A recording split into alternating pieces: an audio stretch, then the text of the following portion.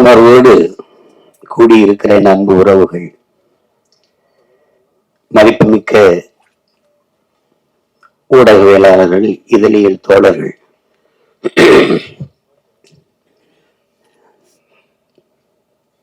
திரைப்படைப்பாளர்கள், கலைஞர்கள், தயாரிப்பாளர்கள்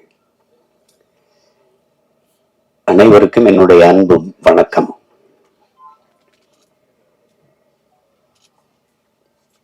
சல்லியர்கள் அதை படம் என்று சொல்வது அது அவ்வளவு பொருத்தமான சொல்லல்ல. அது படம் இல்லது, ஒரு வரலாற்று ஆவணம். அது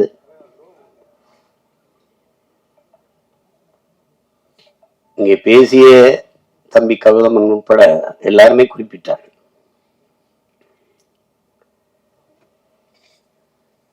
ஒரு வரலாற்றை மறந்துவிட்ட இனம் வாழாது. வேற இழந்த மரமும் வரலாற்றை மறந்த இனமும் வாழாது. தன்னின வரலாறு தெரியாத எந்த இனமும் எழுச்சி வர முடியாது. எங்க இனத்திற்கென்று வரலாறே கிடையாது. ஏன்னா வரலாற்றை படைப்பவனுக்கு வரலாற்றை எழுத நேரம். இங்க பிரச்சனையே கல்லணையை பார்த்ததுல எங்க பாட்டை ஒருத்தன் கல்லணை கட்டி வச்சிருக்கா, சோழன் ஆண்டிருக்காங்க அரிகாலன்னு தெரியுது. பெருவுடையார் கோயில் இல்லைன்னா அதுவும் இல்லை. அருண்மொழி சோழன் ஒருத்தன் ஆண்டா, அவனுக்கு ஒரு மகன் இருந்தான் அரசேந்திர சோழன். உலகம் புறா படையெடுத்து போய் வென்றாங்க. அப்படிலாம் வரலாற்று பதிவு எங்களுக்கு இல்லை. இப்போதைக்கு இருக்கிறவங்க முன்னோர்கள் தீரன் சின்னமலைக்கோ, மருதுபாண்டிக்கோ, பூலித்தேவனுக்கோ, வேலுநாச்சியாருக்கோ அவங்களுக்கும் ஒன்றும் இல்லை. பாட்டனார் அழகுமுத்துக்கோளை பற்றி பேசலாம்னு படிச்சா 30 பக்கம் இருக்குது. அதுல கடைசி 3 பக்கம் தான் அவரை பற்றி செய்திருக்கு. இதெல்லாம் தமிழரின வரலாறு நீங்க இப்படி பாத்தீங்கன்னா, முன்னோர்களுடைய இதை பார்த்துட்டே வரும்போது எதிரிகளால் வீழ்த்தப்பட்டதே கிடையாது. எல்லாம் உடன் பிறந்த ரத்த துரோகங்களை தான் தோற்கடிக்கப்பட்டது. கடைசி எங்க தலைவர் உட்பட எல்லாமே. நீங்க வேலுநாச்சியாரா அங்க ஒரு துரோகம், மருதுபாண்டியாரா அங்க ஒரு துரோகம், தீரன் சின்னமலையா கூட இருக்கிறவனே செஞ்ச துரோகம், பண்டார வன்னியானா அவனே என் சொந்த ரத்தக்காரனே எங்களுக்கு துரோகம் பண்ணி இப்படி தோத்ததான் எங்களுடைய இந்த படிப்பினை ஏன் தேவைப்படுது அப்படின்னா, அது கற்றறிவை விட பட்டறிவு மேலானதுங்க. அதனாலதான் அது அண்ணல் அம்பேத்கர் வரலாற்றை படிக்காதவன் வரலாற்றை படைக்கவே முடியாதுங்கிறார். அது ஹோசிமின் வரலாற்றை மறந்து விட்ட இனம் சுடுகாட்டுல இறந்து கிடக்கிற பிணம்டாங்கிறார். அது ஒன்றும் பயன்படாத. நமக்கு இலக்கிய சான்றுதான் இருக்குது. பாண்டிய நெடுஞ்சனையே மதுரை ஆண்டான் அப்படின்னா அங்க ஒரு பெருமாட்டி கண்ணகி போய் கால் சிலம்பை உடைச்சு நீதியை நிலைநாட்டினான்னு இலக்கிய சான்றுதான். வரலாற்று சான்று எங்க இருக்கு? இல்ல. ஆனால் இதை தெளிர்ந்து உணர்ந்த ஒரு ஒரு மகன் இந்த இனத்தில் இருக்கிறாருன்னா அது என் உயிர் தலைவன் எங்க அண்ணன் மேதகு பிரபாகரன் அவர்கள். எல்லாவற்றையும் ஆவணப்படுத்தினார். அந்த ஆவணங்கள் பாதுகாப்பா இல்லைங்கிறது வேற. அது இறுதி போர்ல பாதிக்கு மேல சிதைஞ்சு அழிஞ்சு போச்சு. சில இது பாதுகாக்கப்பட்டிருக்கலாம். இப்ப நீங்க உங்களுக்கு ஒரு உதாரணம் சொல்ற பாருங்க. அனுராதபுரத்தை அடிக்கிறார், முடிவு பண்ணிட்டாரு. 21 போராளிகள் போறாங்க, கரும்புலி மறவர்கள்.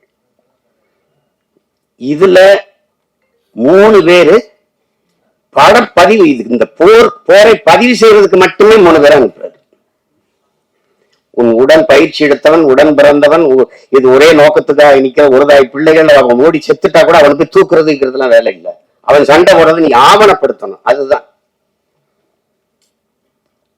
அது ஏன்னா கடந்த கால வரலாறு நமக்கு இல்லாதனால நிகழ்காலம் தெரியல. நிகழ்காலம் இல்லாதவனுக்கு எதிர்காலமே. கவிப்பேரரசு வைரமுத்து கூட சொல்றாரு, ஒருத்தன் நிகழ்காலத்தை குனிந்து பார்ப்பது எதிர்காலத்தில் நிமிர்ந்து நிக்கத்தான். அப்ப அந்த பதிவு இருக்கணும்னு அவர் நினைச்சாரு. அது ஒவ்வொன்றையும் ஆவணப்படுத்தினார். அவருக்கு ஒரு பேராவல் இருக்குது. பேராவல் பெரும் விருப்பம் தான் சொல்லணும். அது என்னன்னா, சிங்லர்ஸ் லிஸ்ட் போல, ஒரு பிரேவ் ஹார்ட் போல, ஒரு 10 கமாண்ட்மெண்ட்ஸ் போல நம்முடைய விடுதலை போராட்ட வரலாறும் ஆவணப்படுத்த படமா வரணும், திரையில ஒரு பண்றணும்னு பெரிய ஆர்வப்பட்டாரு. அதுக்காக அவர் ஆணிவேர் எடுத்தாரு, தயாரிச்சாங்க. அதுக்கு பயிற்சி கொடுக்கறதுக்கு எங்க அப்பா பாரதி ராஜா, ஐயா மகேந்திரன் போன்றவர்களை அழைச்சிட்டு போனாங்க. எங்க பிள்ளைகளுக்கு நீங்க பயிற்சி கொடுங்க, அவங்களே எடுத்துக்கிடுவாங்க. அப்படிதான் அந்த மாதிரி செஞ்சாரு. அதுலதான் எல்லாளன் படமும் எடுக்கப்பட்டது. ஆனா அவருக்கு ஒரு பெரும் கனவு இருந்தது, அது கெடுவாய்ப்பா நிறைவேறல. அதை எடுத்து ஆவணப்படுத்தணும். இப்ப தம்பி கூட சொன்னார், தலைவருடைய வரலாற்றை எடுக்கணும், பதிவு பண்ணணும், எடுக்கணும், உறுதியாக எடுக்கணும். அதுல இருக்கிற பிரச்சனை என்னன்னா, நான் மேடையில் இப்படி பதாக வச்சுன்னு வச்சுருக்கீங்களா, எங்க அண்ணன் பதாகைய அது நேரலையில போட மாட்டாங்க. அதுக்காக இந்த ஓரத்துல கொஞ்சம் வைங்க, அந்த ஓரத்துல வைங்க, பதிவு பண்றவங்களுக்கு எந்த தொந்தரவும் இல்லாம இருக்குன்னு தள்ளி வைப்போம்.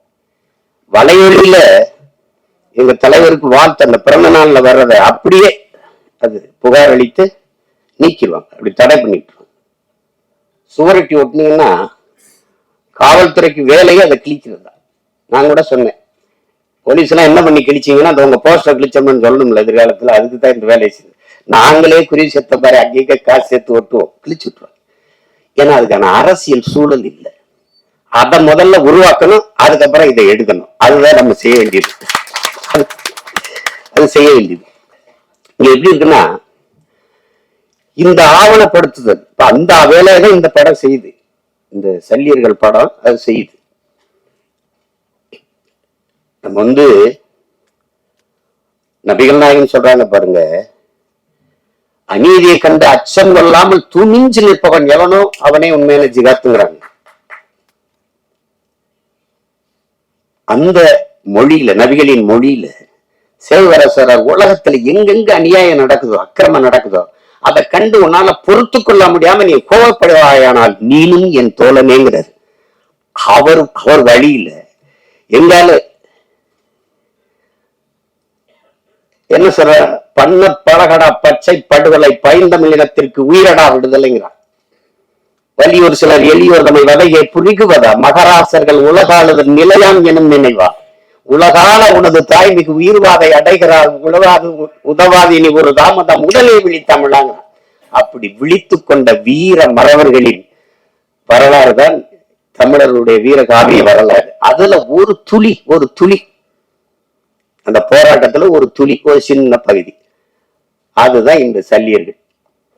மருத்துவம்ங்கிறது மனிதத்தினுடைய மகத்துவம்.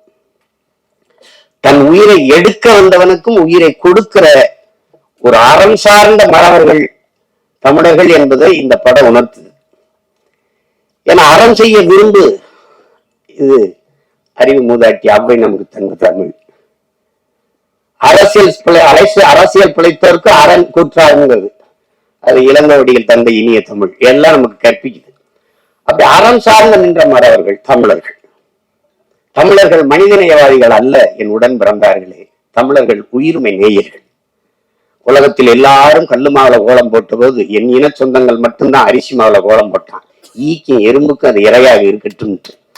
அவ்வளவு பெரிய ஒரு இனம். புறப்பொருள் வெண்பாமாலை பாடுது, கொடையில எல்லாம் இருக்குது, கொடை வள்ளல்கள் இருக்கான். உலகத்தில் நாடை ஆண்டவனே வள்ளல்களாக இருந்தது, நாட்டை ஆண்ட மன்னர்களே வள்ளல்களாக இருந்த தமிழர் இனத்தில் தான். அந்த இனத்துல இந்த பாரியும் பேகனும் தான் ஆகச் சிறந்த கொடையாளிகள்னு புறப்பொருள் வெண்பாமலைப்படுது. அப்ப ஏன் அவன்லாம் ஆய் நல்லி அதிகமானலாம் காரி ஓரியில அவங்களாம் இல்லையா அப்படின்னா, இல்ல, பாரியும் பேகனும் தான் ஆகச் சிறந்த கொடையாளர்கள். ஏன் அப்படின்னா, இந்த கேட்டு கொடுக்கறது கொடைதாங்க, ஆனா கேட்கும் போது அவன் தன்மானத்தை இழந்துறாங்க, அதனால சிறந்த கொடை இல்லை.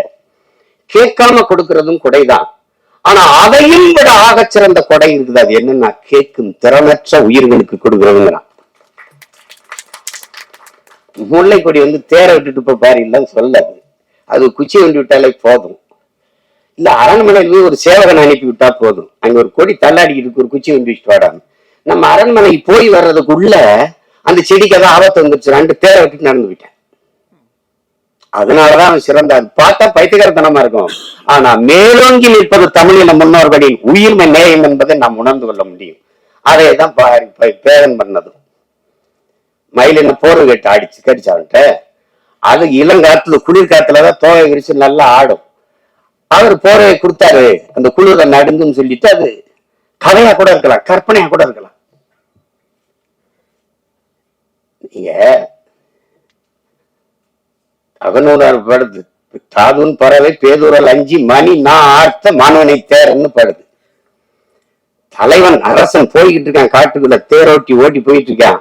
காட்டுக்குள்ள போகும்போது இந்த தேரை நிறுத்துப்பா, இந்த தேர்ல அலங்காரத்துக்காக அழகுக்காக தொங்க விட்டுருக்கல மணி, அந்த மணியை நான் அப்புறம் அடக்குப்பா அப்படின்னு. அதை அப்படி மண்ணை உருட்டி உருட்டி மணிக்குள்ள தள்ளி தள்ளி சத்தம் கேட்காம நிறுத்துறான். ஏன் இந்த வேலையை செய்யறீங்க அப்படின்னு கேட்கிறான். அந்த தேரோட்டி வந்து சொல்றான், காட்டுக்குள்ள போறோம், தேர் சல் சல்னு சத்தம் எழுப்பிட்டு வருது இந்த சலங்க, அந்த மலர்கள்ல தேன் சிட்டு வண்டுகள் இந்த வண்ணத்து பூச்சி எல்லாம் தேன் ஒன்று கொண்டு இருக்கும், இந்த சத்தத்துல பயந்து ஓடிடும்டா, அதனால நிறுத்துறான். அப்ப இதுல இருந்து என்னன்னா தமிழர்கள் உயிர் நேயர்கள். ஏன்னா பகுத்துண்டு பல் உறவுகள் ஓம்புகன்னு பாட வேண்டியதானே, ஏன் பகுத்துண்டு பல் உயிர்கள் ஓம்புகன்னு வள்ளுவம் பாடுது, திருக்குறள்ல மறைமொழியில பாடி வைக்கிறாரு. பிறப்பு ஒக்கும் எல்லா மனிதருக்கும் எழுத வேண்டியதானே, பிறப்பு ஒக்கும் எல்லா உயிருக்கும் எழுத வேண்டியது. அந்த அறம் சார்ந்து வாழ்ந்த இனத்தின் மக்கள் அது ரொம்ப அண்டை அயலானுக்கும் அன்பு காட்டுங்கிறார் நபிகள். தன்னை போல் பிறரையும் நேசிங்கிறார் இயேசுபிரான். இன்னார் செய்தாரு ஒருத்தர் அவர்னால நன்மையும் செய்து விடுங்கிறாரு நம்ம பாட்டினார் வள்ளுவர் பெருமானார். அந்த அறம் சார்ந்த கூட்டம் தம்பி சொன்னதெல்லாம் அது ஒரு துளி கதை. கௌதம நீங்க குறிப்பிட்டது ஒரு கதை. அது மாதிரி பல நிகழ்வுகள் நான் உங்களுக்கு சொல்ல முடியும். எங்கள்ல பல்லாயிரக்கணக்கான பெண்களை வன்புணர்வு செய்து கொலை செய்தார்கள் சிங்களர்கள். ஏதாவது ஒரு செய்தி நீங்க கேள்விப்பட்டது உண்டா? ஒரு சிங்கள பெண்ணின் தாவணி தொட்டான், நிழலை தொட்டான் விடுதலை புரி மறவன் என்று நீங்க ஏதாவது செய்தி பிடிச்சதுண்டா? இருக்காது, இருக்கவே இருக்காது. செஞ்சோலையில அவ விண்ணூர்தியில குண்டை வீசி 61 குழந்தைகளை கொண்டு விட்டான். நம்மகிட்டே விண்ணூர்தி இருக்கு, பறந்து போய் அவன் பள்ளிக்கூடத்துல போட்டிருக்கலாம், செய்ய மாட்டார், செய்யல. கட்டுநாயக்கா விமானப்பட தளத்தை தகர்க்கிறார், ஏன் பொது விமான தளத்துல குண்டு போட நேரம் இருக்கும், போடல, செய்ய மாட்டார். ஏன்னா அறம் சார்ந்து வாழ்ந்து நின்ற மறவன் பிரபாகரன் என்ற வீரன். அவர் தெளிவந்தால் என்னுடைய எதிரிகள் சிங்கள மக்கள் அல்ல, என் இனத்தை கொன்று குவிக்கிற சிங்கள ராணுவம் தான். அத தெளிவா இருந்தார். இந்த படம் பிரம்மாண்டமா எடுக்கப்பட்டிருக்கலாம்னா எடுக்கப்பட்டிருக்கலாம். ஆனா இந்த உணர்வை சிதைக்காம கடத்திட்டாங்க. அதுல பிரம்மாண்டம் தேவைப்படல, ஒண்ணும் தேவைப்படல. இப்படி ஒரு படத்தை தயாரிக்கணும்னு நினைச்ச முதல்ல பணம் போட்ட ராவணன், அவர் இன்னொருத்தர சொல்றாரு, அவரு நேசமணி ராஜேந்திரன், தம்பி கரிகாலன், அப்புறம் என் தம்பி கருணாசு. அத ஒரு முன்னோட்டத்தை காட்டின. அப்பவே சொன்ன நல்லா வந்திருக்கு அப்படின்னு. கிட்டு என்னுடைய தம்பி, எங்களோட எங்க இயக்கத்தில் இருந்தவன் இருக்கிறவன், நல்ல பிள்ளை, படைப்பாளி. அவனுக்கு ஒரு ஆற்றல் இருக்கு, அது எழுத்தாற்றல் படைப்பாற்றல் எல்லாம் இருக்கு. படத்துல உரையாடல்கள் அவ்வளவு நேர்த்தியா இருக்கும். காட்சி அமைப்புல எதுவும் பொய் சொல்லிட முடியாது. ஏன்னா வரலாற்று இலக்கியம் பொய் பேசும், புராணங்கள் பொய் பேசும். உருகி சுதம்பரா மார்வை திரி எரிந்தால் தீ இட்டாருன்னு சிலப்பதிகாரம் பாடுது. நான் போய் எங்க வாத்தியார்ட்ட கேட்டேன், வேற மதுரையா? அப்ப மதுரை எரிஞ்சு போய் புதுசா வேற மதுரை வந்துச்சா அப்படின்னு கேட்டேன். அவர் அப்படி இல்லடா இருக்கா, அப்படி இல்லடா, அவளுடைய அந்த துன்பத்தை நினைச்சு மதுரை அந்த மண்ணில் வாழ்ந்த மக்கள் வயிறு எரிந்தார்கள், நெஞ்சு எரிந்தார்கள், அதனால அது பச்சை எரிந்தது மதுரைன்னு வருது. அப்படிதான் எழுதுறது, தீப்பிடிச்சு எரிஞ்சிடலடா அப்படின்றது. அது சொல்லும், சுவைபட சொல்வதற்கு சொல்லும். ஆனா வரலாறு எப்பவும் போய் பேசாது, பேசக்கூடாது. அதனால இது காட்சி கற்பனையில செஞ்சது இல்லை. போர்க்களத்துல உங்களுக்கு தெரியாத இறுதி போர்ல எல்லாம் எங்களுக்கு மருத்துவமனையில தான் முதல்ல கொண்டு போட்டாங்க, பள்ளிக்கூடங்கள்ல தகர்த்தான், ஊடகங்கள் எல்லாம் உடைச்சு ஊடகங்கள் எல்லாம் தகர்த்தான். கர்ப்பிணி பெண்கள், வயது முதிர்ந்தவர்கள், பச்சிலம் குழந்தைகள் மீது குண்டு வீசக்கூடாது, அவன் அதையே குறி வச்சு செஞ்சான். ஆனா அதுல எந்த இடத்துலயும் எங்க தலைவர் தடம்பரன்று உணர்ச்சி வயப்பட்டோ கோவப்பட்டோ செஞ்சிருந்தார். அவர் செஞ்சான். கடைசியா மரத்து நிழல்ல ஒரு வேட்டியை கட்டிக்கிட்டு அதுல நீங்க நம்ம அனஸ்தீசியா மயக்க மருந்து கொடுத்து இந்த கால் காயம் பட்டுருச்சுன்னா நீக்குவோம், கட்டுப்பு கைப்பட்டுச்சு ஒண்ணுமே இருக்காது. அந்த சிதைந்த காலை அது சரி பண்ணா அப்படி அந்த காயத்தோட அந்த வலியோடு தான். அவ்வளவு ஈகம் செஞ்சு போராடிய மக்கள் நாம். அதை மறைக்கப்படுதுன்னா எவ்வளவு கஷ்டமா இருக்கும் பாருங்க. நீங்க ஒரே வார்த்தையில எங்களை பிரிவினைவாதிகள், தீவிரவாதிகள், செப்பரேட்டிஸ்ட், டெரரிஸ்ட் கடும் கோபம். அங்கதான் நமக்கு இப்போ வெறுப்பும் கோபமா வர்றது காரணம் அதுதான். உனக்கு என்ன தெரியும், வரலாறு தெரியாம பொழைக்க போன இடத்துல பிரபாகர நாடு கேட்டுக்கிட்டு இருக்காங்க. டேய் ஏன் பூமிடாது பொழைக்க வந்தவன்ட்ட நாங்க பறி கொடுத்துட்டோங்கிறதான் வரலாறு. அதுதான் இங்க பிரச்சனை. அதுதான் அதனால இந்த ஒரு வரலாற்று ஆவணமா நான் இதை பாக்குறேன். அந்த போர்க்களத்திலேயே அந்த சூழல்லையே காயம்பட்ட போராளிகளுக்கு மருத்துவம் கொடுக்கறதுக்கு பதுங்கு குழியிலேயே மருத்துவமனையை வச்சு எப்படி அதை கட்டமைச்சிருக்காருங்கிறது நீங்க பார்க்கும்போது தெரியும், படம் பார்க்கும்போது. அது மாதிரி தம்பி திருமுருகன் அவர்கள் சொன்னது மாதிரி ஒரு பகைவனாக இருந்தாலும் அவனுக்கு அன்பு காட்டுங்கிறத அதான் இந்த படம் உணர்த்துது.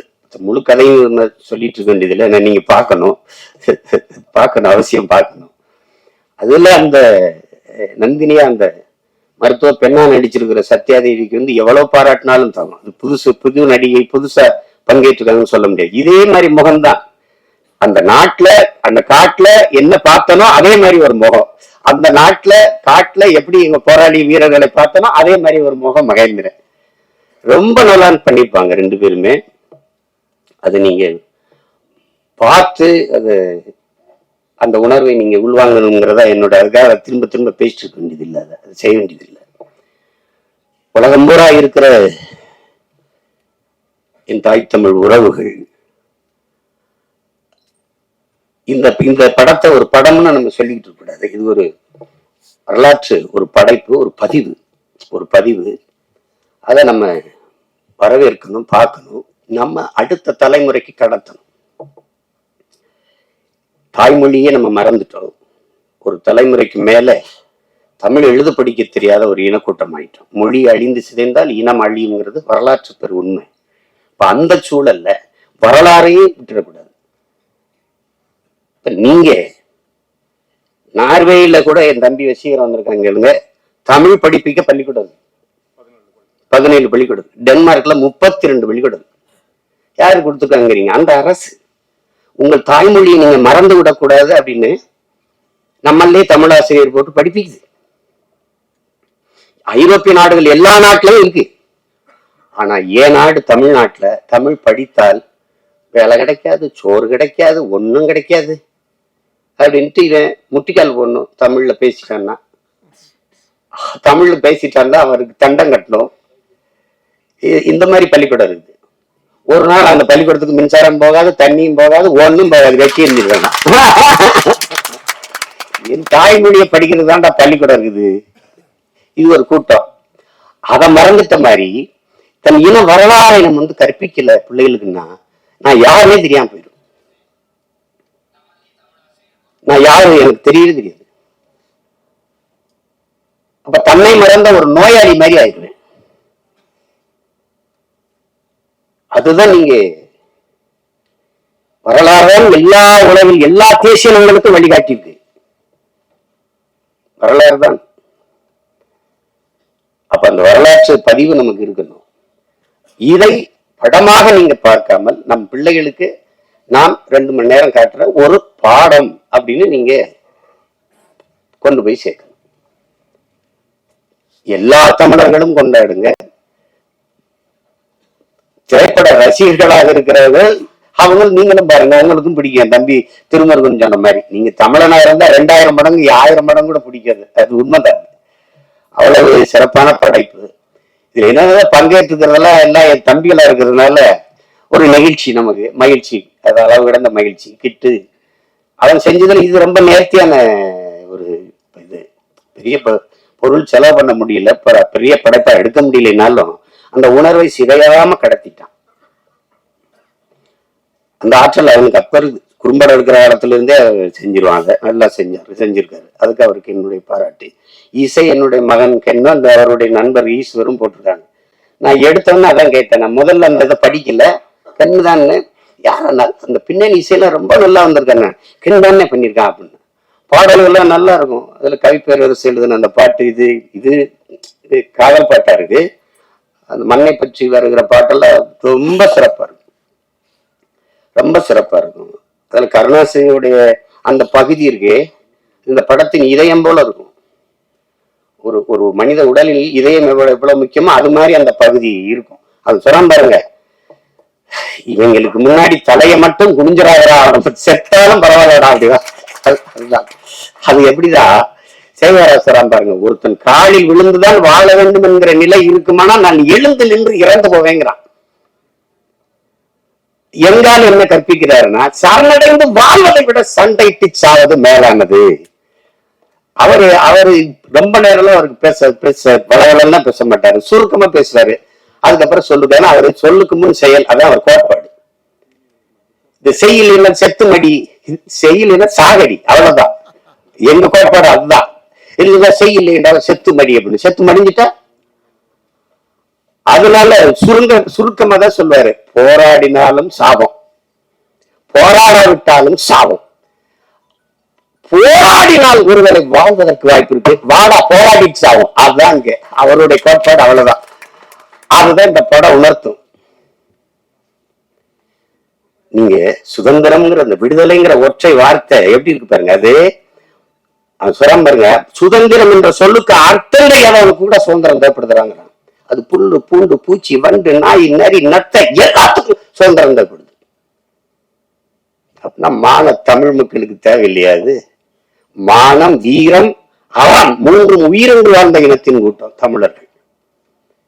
நாம் அடிமையா வாழ்ந்து செத்தம்னு வரலாற்றுல பதிவு வர்றது மாதிரி ஒரு கொடுமை இருக்கா? அது அப்புறம் கதை, அது அப்புறம் பேசணும், அதுக்கு இது இடம் இல்லை.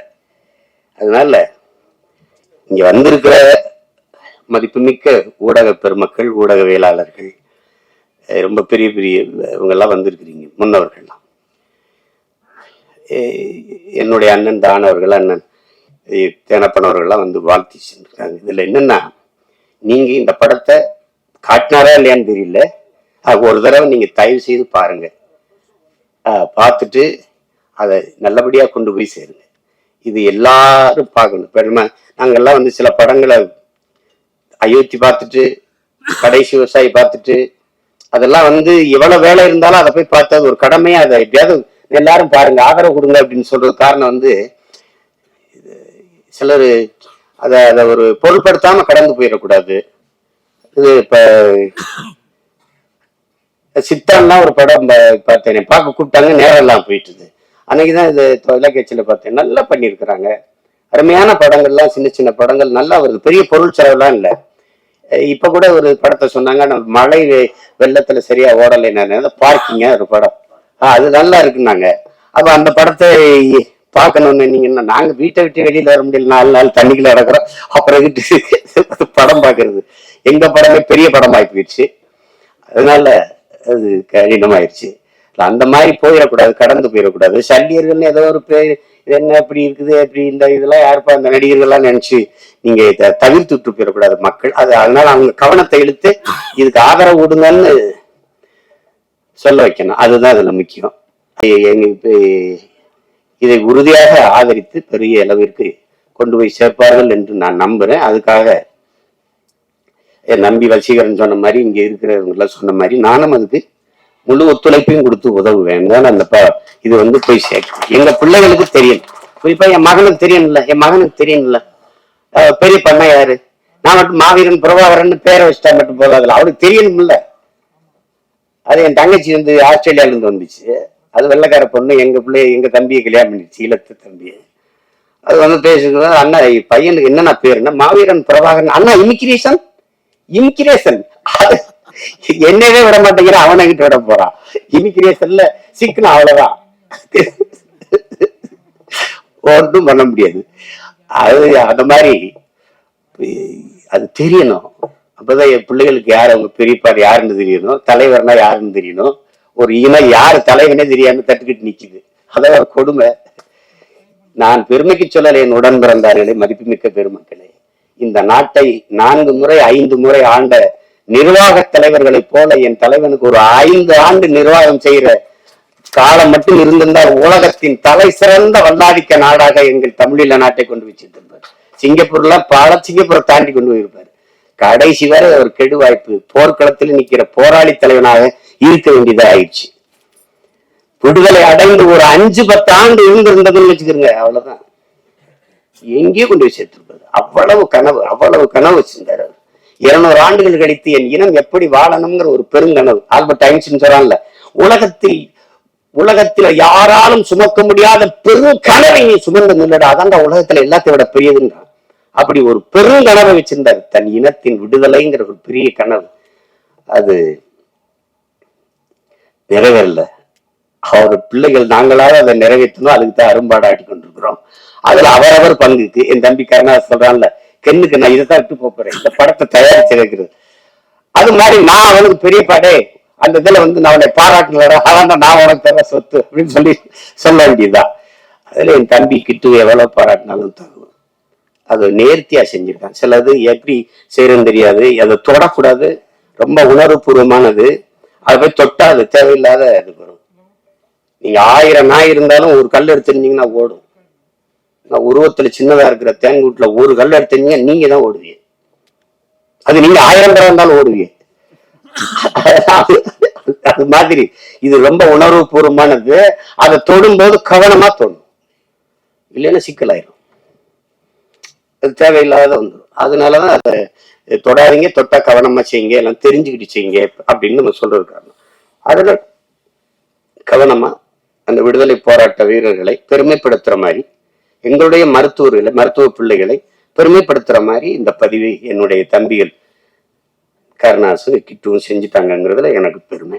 ஒளிப்பதிவாளர் சிவி சதாசிவா, அந்த கலை இயக்குனர் முஜிபுர் ரஹ்மான், எல்லாருமே நல்லா பண்ணியிருக்காங்க. அப்புறம் அந்த சண்டையெல்லாம் வடிவமைச்சது யாரான்னு கேட்டேன். அவர் பேரு பிரபாகரன். அப்ப நல்லாதான் அது இருக்கும். அது அதனாலதான் அது சொல்றேன். ஈரராஜா விஜயராஜ் பத்தாக்குறைக்கு அது எல்லாமே சிறப்பா அமைஞ்சிருக்கு. நீங்க பார்த்துட்டு நீங்க பேராதரவு கொடுங்க. உலகம் முழுமைக்கும் வாழுகிற என் அன்பு தமிழ் சொந்தங்கள், தாயகத்திலே வாழுகிற தமிழ் உறவுகள் எல்லாரும் இதற்கு முடிந்தவரை இந்த படத்தை பார்த்து உங்களுடைய ஆதரவையும் அன்பையும் அதுக்கு காட்டுங்கள். மற்றபடி படம் வென்ற பிறகு மறுபடியும் ஒரு விழா வச்சு நம்ம மறுபடியும் சந்திப்போம். என்னடா தம்பி, உங்கள் அனைவருக்கும் என்னுடைய அன்பும் வணக்கமும். நன்றி.